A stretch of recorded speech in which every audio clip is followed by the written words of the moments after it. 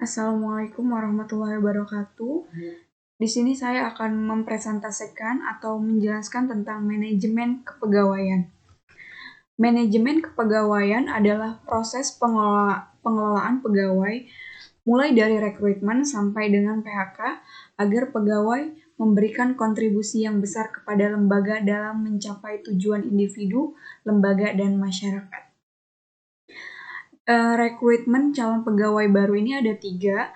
Yang pertama ada seleksi, yang kedua ada penempatan, dan yang ketiga ada pendidikan dan pelatihan.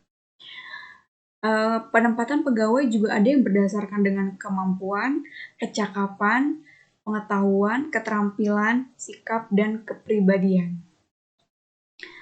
Nah, yang ketiga ini ada wawancara. Wawancara merupakan metode penting dalam proses rekrutmen dan seleksi calon karyawan. Bagi perusahaan, tujuan wawancara kerja adalah cara menemukan dan menentukan kecocokan antara karakteristik pelamar dengan persyaratan jabatan. Mendapatkan informasi tambahan yang diperlukan bagi jabatan dan perusahaan. Di sini juga ada wawancara baku.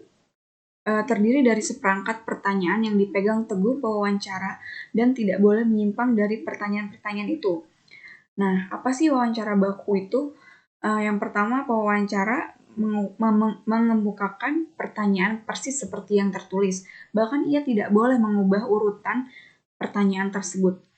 Nah, yang kedua ada mempunyai satu kelebihan yang khas.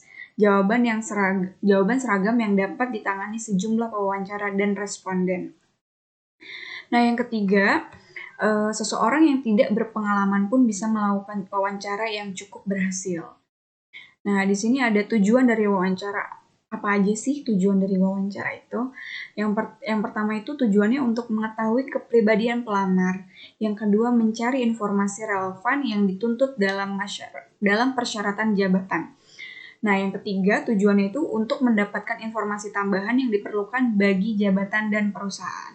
Yang keempat itu untuk membantu perusahaan untuk mengidentifikasi pelamar-pelamar yang layak untuk diberikan penawaran kerja. Nah, yang selanjutnya ada pengembangan karir. Pengembangan karir itu suatu pendekatan atau kegiatan yang tersusun secara formal untuk meningkatkan kepuasan kerja, pengetahuan, dan kemampuan karyawan agar organisasi dapat memastikan orang-orang dengan kualifikasi dan pengalaman tertentu yang cocok tersedia dalam organisasi tersebut. Nah, di sini ada sistem karir juga. Sistem karir itu ada 3.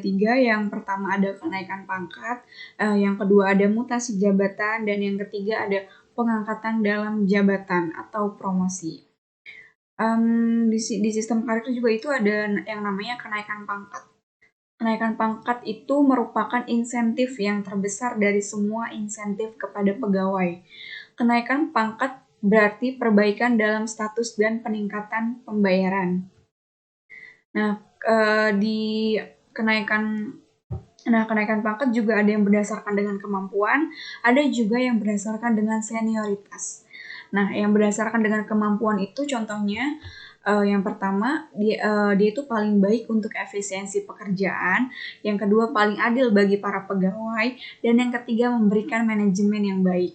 Nah, kalau kenaikan pangkat yang berdasarkan dengan senioritas adalah yang pertama itu dia memberikan hadiah untuk masa kerja yang lama, yang ketiga menghargai nilai pengalaman, dan yang maksudnya yang kedua itu menghargai nilai pengalaman, dan yang ketiga itu menambah semangat kerja pegawai. Cukup sekian presentasi dan penjelasan dari saya soal manajemen kepegawaian. Terima kasih. Assalamualaikum warahmatullahi wabarakatuh.